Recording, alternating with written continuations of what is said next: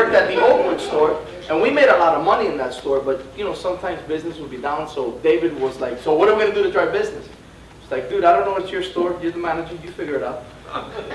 And he said, well, why don't we just do a lot of balloons? So one day we did, I don't know, 200 balloons throughout the whole store. We would get to like 30, and then we said, "What? Let's do Oh, 50, we get to 60. and let's go to 100."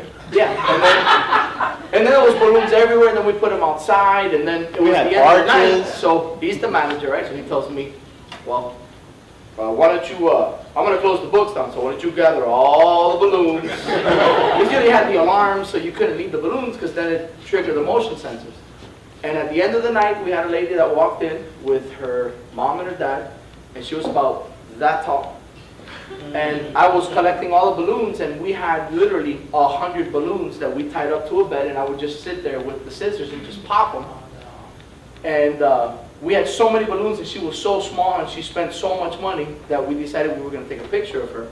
And David and I kept that picture for 10, 12 years. We would just show it to each other all the time. That's awesome. Nice.